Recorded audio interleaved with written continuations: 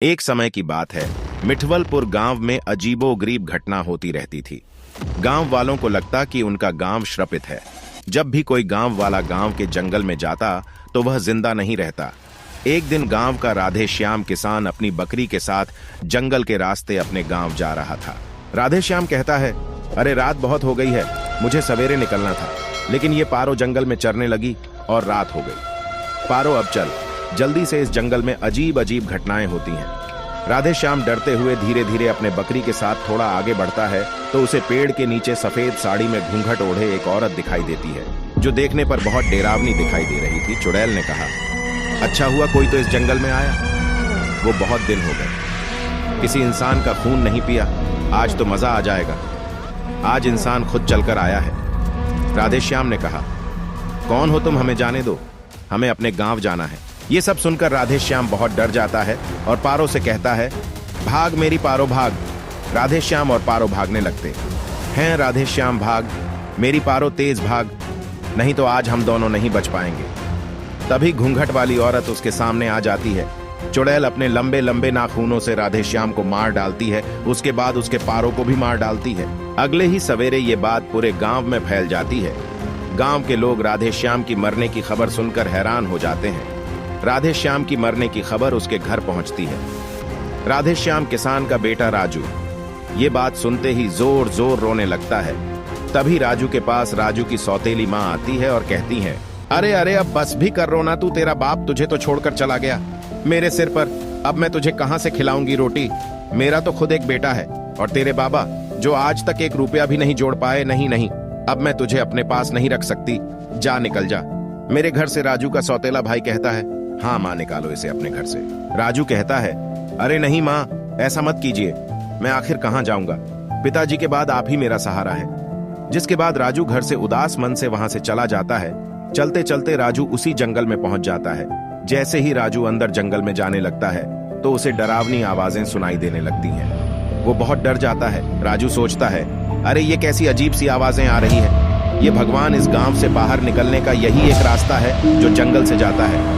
भगवान आप मेरी मदद कीजिए, मुझे बहुत भूख भी लगी। जैसे ही राजू पेड़ से फल तोड़कर खा ही रहा था और जिस ओर से डरावनी आवाजें आ रही थीं, उसी तरफ राजू चलता जाता है।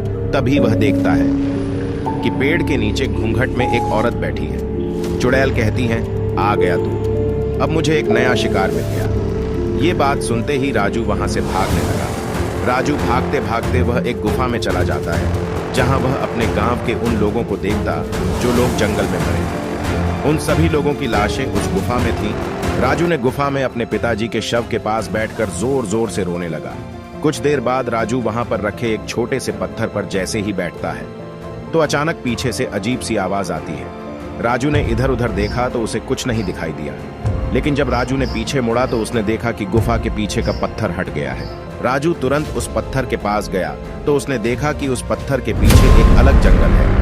राजू ने धीरे धीरे अपने कदम को बढ़ाया और उस जंगल में गया तो उसने देखा कि पक्षी आसमान उड़ रहे हैं। वहां बड़े बड़े पेड़ के पास एक सुंदर नदी है, जहां जंगल के जानवर पानी पी रहे हैं। राजू डरते डरते जंगल में आगे बढ़ा। तभी उसने देखा कि पेड़ के पास एक बाबा तपस्या कर रहे हैं। राजू तुरंत उनके पास गया और कह कि बाबा, इस जंगल में मुझे दूर दूर तक कोई नजर नहीं आ रहा है, फिर आप इस जंगल में क्या कर रहे हैं? बाबा ने राजू से कहा, बालक, मैं यहाँ पिछले 10 सालों से तपस्या कर रहा हूँ, आज मेरी तपस्या खत्म हो गई। बाबा ने राजू से कहा, तुम यहाँ कैसे आए? राजू ने पूरी बात बाबा को बताई और बोला, बाबा, अब आप ही मेरी मदद करें। बाबा ने राजू से कहा, आज मैं भी तुम्हारे साथ चलूंगा और उस घूंघट वाली चुड़ैल को सबक सिखाऊंगा। बाबा और राजू रात होने का इंतजार करते हैं। जैसे ही रात होती है, राजू बाबा को लेकर उस जंगल में जाता है जहां उसने उस घूंघट वाली चुड़ैल को देखा था। राजू ने चुड़ैल की तरफ उंगली दिखाते हुए कहता है, बाबा, यही है घूंघट वाली चुड़ैल। चुड़ैल ने कहा, तू आज फिर आ गया, आज तो मैं तेरा खून पीकर ही रहूंगी। तभी बाबा बोलते हैं, चुड़ैल से कहते हैं, तू इस गांव में क्यों आई है? चुड़ैल और बाबा के बीच कुछ देर तक लड़ाई होती है। बाबा चुड़ैल से लड़ाई करते समय पीछे से बाबा चुड़ैल के बाल काट लेते हैं और चुड़ैल के बाल को एक कांच के बोतल डाल लेते हैं और कुछ मंत्र बोलते हैं और चुड़ैल बाबा के वश में हो जाती है। बाबा चुड़ैल से पूछते हैं कि तू इन गांव वालों को क्यों मार रही है? चुड़ैल ने बाबा से कहा, अगर मैं 100 लोगों को मारकर उनका खून पी लेती हूँ तो मैं अमर हो जाऊंगी। इतनी बात कहते ही चुड़ैल बेहोश होकर गिर गई। बाबा तुरंत चुड़ैल के पास एक बड़ा गोला बना देते हैं और बाबा तुरंत मंत्र बोलने लगते हैं। बाबा के मंत्र बोलते ही चुड़ैल होश में आ जाती है और जोर जोर से चिल्लाने लगती है। तभी बाबा उससे कहते हैं, चुप हो जा चुड़ैल और चली जा यहाँ, और दोबारा इस गांव में फिर कभी लौट कर मत आना। चुड़ैल कहती है, मैं नहीं जाऊंगी। बाबा कहते हैं, तुम्हें जाना होगा। चुड़ैल कहती है, मैं नहीं जाऊंगी, मुझे अमर होना है।